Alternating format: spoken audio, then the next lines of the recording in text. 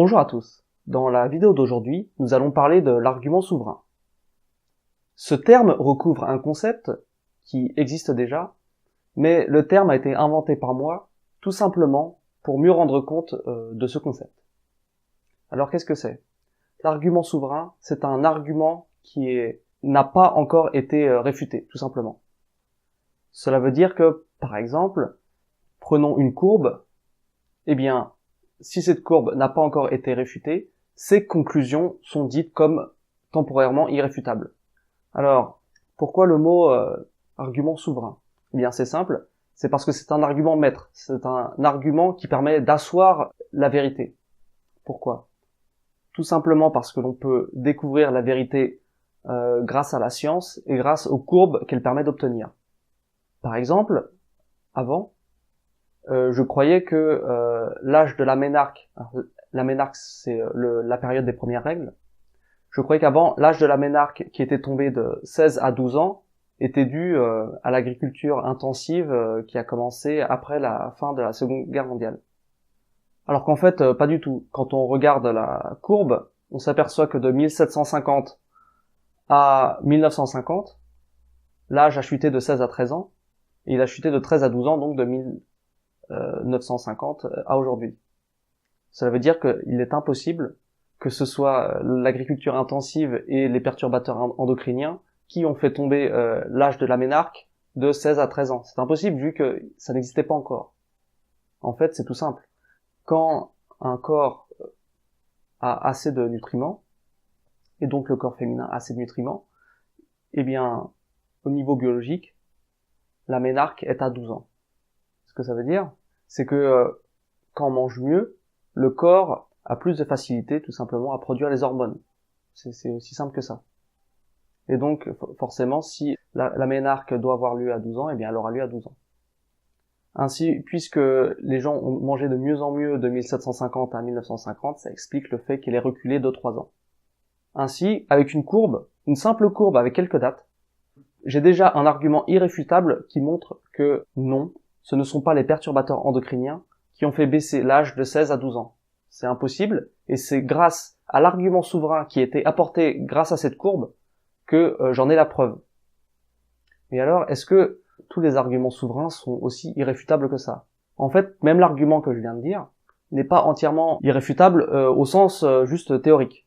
Par exemple, si ça se trouve, la courbe est fausse, elle a été inventée et popularisée par des scientifiques qui ont une idéologie, mais ça, on est bien d'accord, ça résulte d'une vision des choses très complotiste et il faut la prouver quand même. Alors ça veut pas dire que c'est impossible. Des complots, il y en a eu, il y en aura toujours.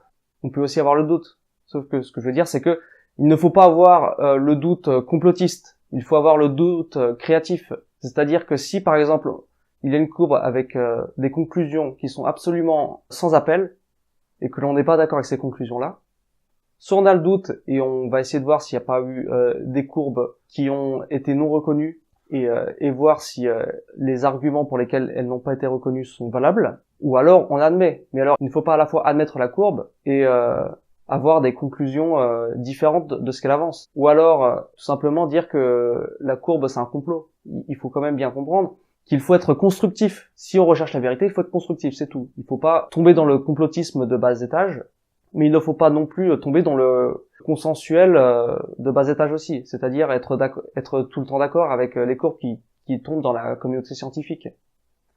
Pourquoi? Par exemple, il était avéré qu'après la Seconde Guerre mondiale, il y a eu des études pour savoir les préférences sexuelles des Américains. Et en fait, on s'est aperçu que la personne, le scientifique à l'époque, était tout simplement un idéologue. Un idéologue, c'est quelqu'un qui veut faire passer des idées, parce qu'il estime que ces idées sont la vérité. Sauf que, puisqu'il a du mal à trouver parfois des arguments, eh bien, il va passer par le mensonge. Eh bien, cette fois-ci, c'est ce qui est arrivé, parce que il avait, par exemple, fait passer les hommes américains pour homosexuels à 10%, alors qu'en fait, il avait pris ces données dans des prisons, pour 50% des candidats, alors que 50% des Américains ne sont pas en prison. Donc il y a eu ce genre de biais. Qu'est-ce que ça veut dire? Ça veut dire que oui, il est possible que les courbes soient fausses, même quand elles ont eu un impact énorme, etc. Sauf que Il faut aller faire des recherches. Simplement dire c'est faux parce que ça me plaît pas, on est bien d'accord que c'est tout sauf scientifique comme démarche. C'est plutôt une démarche de l'ego qui est incapable d'accepter la vérité qui se présente à nos yeux. Donc si on n'est vraiment pas d'accord, si on croit qu'il y a vraiment un problème avec une courbe, eh bien on va chercher en fait à voir si ce n'est pas le résultat d'une propagande ou si c'est tout simplement la vérité. C'est bien pour cela que l'argument souverain est lié à un deuxième concept que j'appelle la méthode ping-pong. La méthode ping-pong, c'est aller voir l'argument opposé. Parce que quand un argument arrive, il y a l'argument opposé qui va forcément arriver parce qu'il y a toujours deux camps dans un domaine. Il y a toujours au moins deux camps. Ainsi, quand on trouve un argument, on va forcément trouver un argument, pas tout le temps, mais la plupart du temps, on va trouver un argument opposé parce que les gens sont pas d'accord. Il y a très peu de sujets à 100% consensuels sur la planète, qu'on soit d'accord. Même si grâce à la science, il y a eu de plus en plus de sujets sur lesquels on est tombé à peu près d'accord. Ainsi, il faut toujours aller voir les arguments du camp opposé. Regardez les arguments du camp opposé pour voir si effectivement ce qu'ils disent, ça permet de faire avancer le débat ou non. Prenons un exemple. Quand Zemmour est passé à la télé pour son livre qui venait de sortir à l'époque, on lui a montré des erreurs factuelles. Par exemple, Zemmour disait qu'il y avait 7 millions d'enfants d'immigrés de 0 à 4 ans en France, et qu'a répondu le journaliste en face. Il a tout simplement dit que c'était faux, parce que le nombre total d'enfants français immigrés, etc., de 0 à 4 ans en France, c'est tout simplement 4 millions. Ça veut donc dire que il est impossible qu'il y ait 7 millions d'enfants d'immigrés. Ainsi, quand on va regarder la source qu'utilisait Zemmour, on se rend compte que, effectivement, il y avait 7 millions d'enfants d'immigrés en France, mais tous âges confondus. C'est-à-dire que il y a des enfants d'immigrés qui avaient la trentaine. Donc, ça n'avait rien à voir avec la plage 0-4 ans. Il avait fait un amalgame. Parce que le chiffre 7 était juste, mais il correspondait pas à la bonne catégorie. Et en plus, quand on parle d'enfants d'immigrés dans l'enquête qui avait été faite, on parlait d'enfants, c'est-à-dire ayant au moins un parent immigré. Mais c'était généralement des enfants qui sont nés français, parce que c'était un parent immigré et un parent français. Donc là, par exemple, on peut voir que Zemmour est un idéologue. Il a certaines idées qu'il veut faire passer sur l'immigration, et il est prêt à utiliser les chiffres qu'il veut, à les tordre comme il veut pour faire passer ses idées.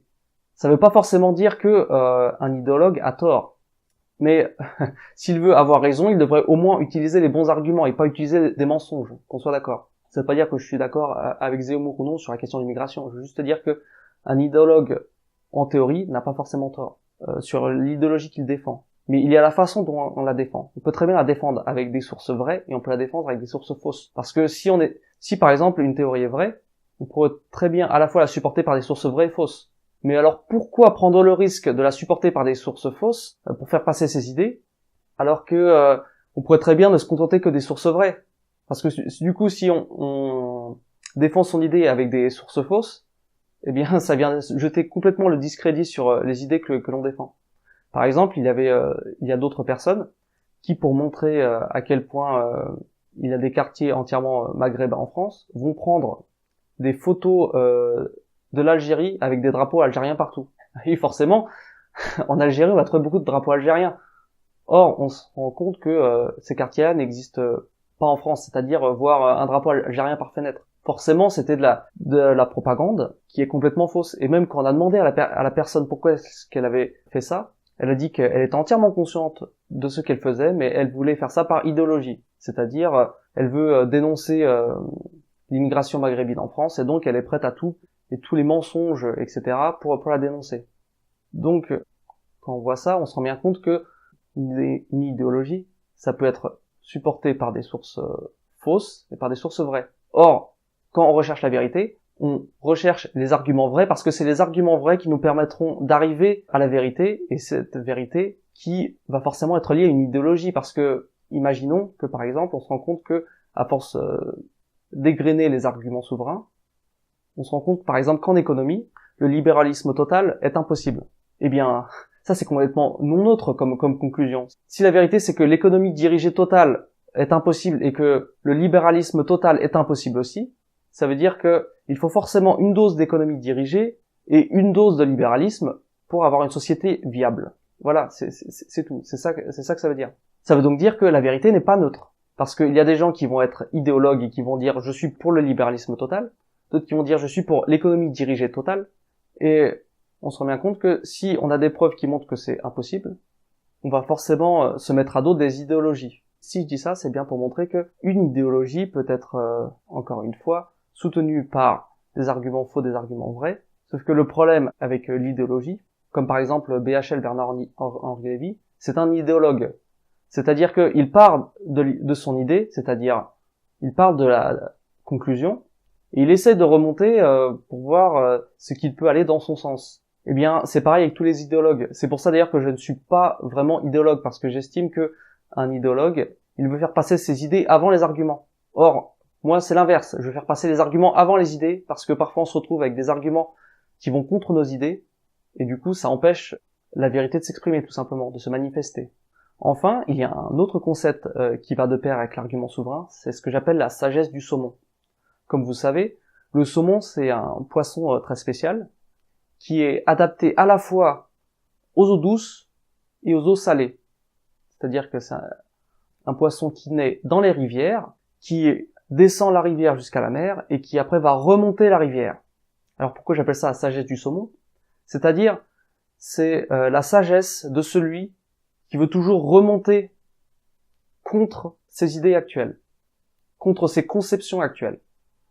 Par exemple, s'il y a un aspect où je suis plutôt de gauche, eh bien je vais aller lire les idées de droite sur ce sujet. S'il y a des idées où je suis plutôt d'extrême droite, alors je vais regarder les idées d'extrême gauche à ce sujet. Pareil, s'il y a des aspects où je suis plutôt de droite, eh ben je vais regarder les idées de gauche à ce sujet, et ainsi de suite. Si j'ai des idées qui se rapprochent de l'extrême gauche, je vais regarder les idées d'extrême droite à ce sujet. C'est ça que j'appelle la sagesse du saumon. C'est toujours aller voir à l'opposé. Parce que c'est seulement en allant voir à l'opposé que l'on peut savoir la valeur de ces arguments. Mais alors comment peut-on savoir si notre argument s'est fait réfuter ou non ? Eh bien c'est très simple. Dans la première vidéo, par exemple, je parlais des ceintures de Van Allen, parce que certains pensent que les hommes ne seraient pas allés sur la Lune. Eh bien, regardons comment marche la méthode ping-pong et la sagesse du saumon. Il y a d'abord ceux qui veulent réfuter la thèse officielle et qui disent les ceintures de Van Allen sont létales, on ne peut pas les traverser. Et certainement pas avec les combinaisons spatiales de l'époque. De l'autre côté, parce que j'ai débattu avec eux, j'ai utilisé une équation qui se trouve dans les manuels scolaires, tout simplement. Les manuels scolaires, évidemment pas de lycée, mais plutôt d'université. J'ai utilisé toutes les données que l'on a sur les ceintures de Van Allen, et à la fin, j'ai un résultat. Comment savoir si mon argument s'est fait réfuter ou non ? Eh bien c'est simple, toutes les personnes sur le topic ont dit « Ah non, mais en fait ton calcul il marche pas, c'est faux ». Voilà, on demande pourquoi. Et quand on demande pourquoi, on se rend compte qu'en fait les gens ils veulent tout simplement surtout ne pas mettre le nez là-dedans, parce que ça va à l'encontre de leurs convictions, parce que ce sont des personnes qui sont des idéologues. Leur idée c'est que l'homme n'est pas allé sur la Lune, et tout ce qui va à l'encontre de ce dogme-là, ils l'effacent. C'est l'encontre totale de la sagesse du saumon dont je viens de parler. La sagesse du saumon, c'est je vois quelqu'un qui a un argument opposé au mien, donc je vais aller l'étudier le plus profondément possible, pour soit voir qu'il est creux, et donc ça renforce ma conviction, soit voir qu'ils ont raison, et à ce moment-là, il faut que je change de conviction.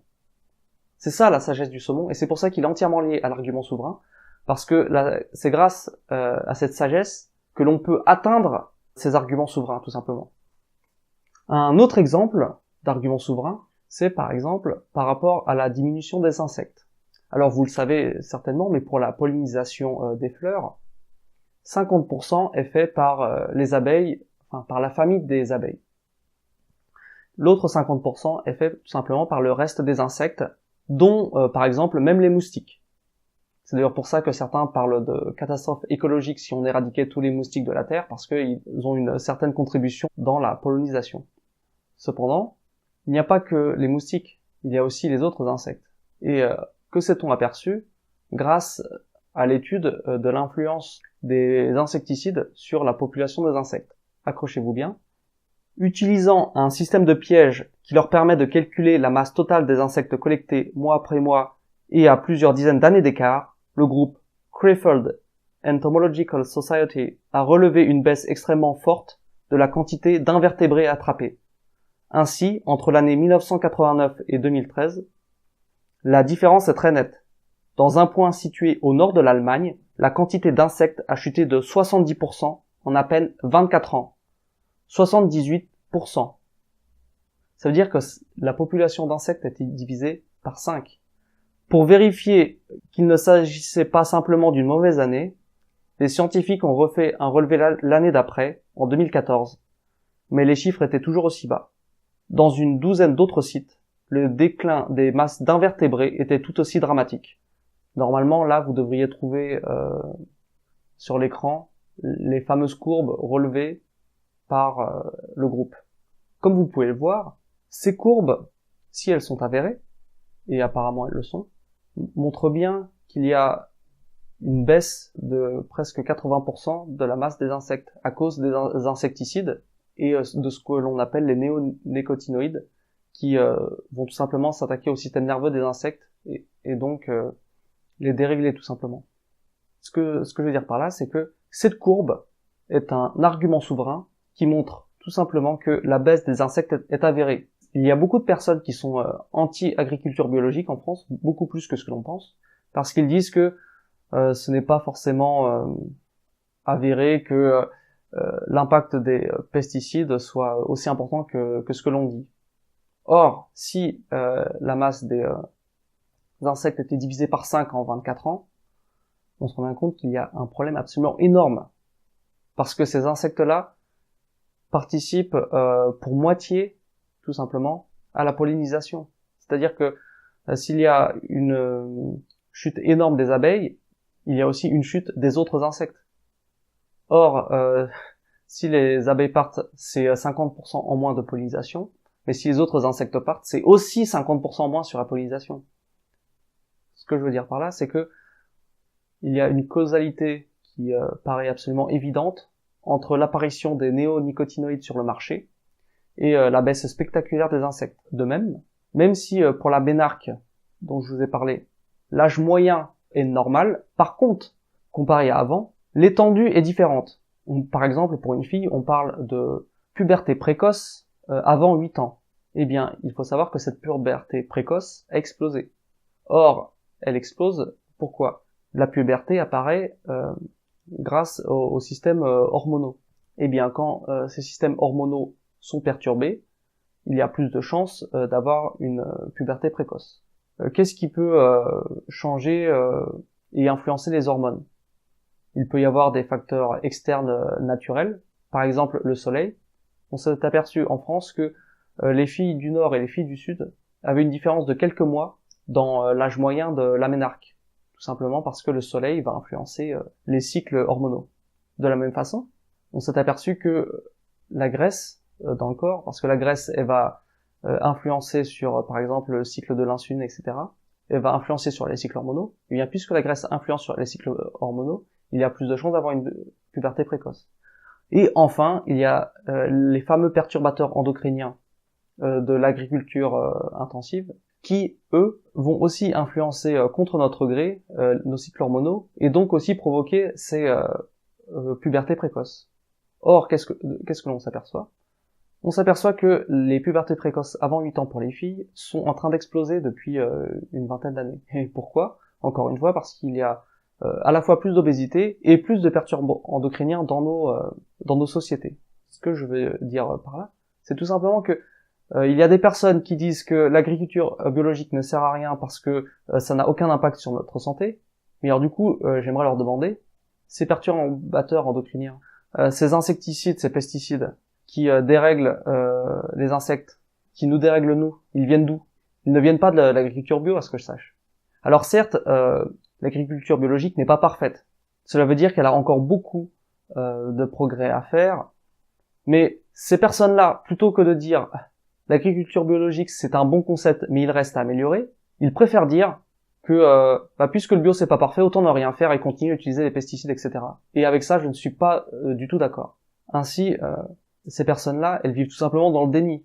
Et il ne faut pas se le cacher. En France, il y a un certain lobby de l'agrochimique et ils ferment les yeux sur les conséquences, ils sont dans le déni. Ça me fait un petit peu penser à cette vidéo qu'il y avait sur cette personne de Monsanto qui disait que le Roundup était si peu nocif qu'on pourrait en boire. Et il y a le journaliste qui lui a répondu que si cette personne-là voulait en boire, elle pouvait parce qu'ils avaient apporté un bidon de Roundup. Et la personne s'est retrouvée tellement con qu'elle est tout simplement partie du plateau. Je ne comprends pas comment une telle personne peut être dans le déni, savoir que ce qu'elle dit c'est faux, et aller sur les plateaux de télévision pour raconter des conneries pareilles. Enfin bon. C'est tout pour aujourd'hui. J'espère que vous avez compris ce concept d'argument souverain. N'hésitez pas à liker, à partager, et si vous avez des questions, n'hésitez pas à me contacter. Au revoir.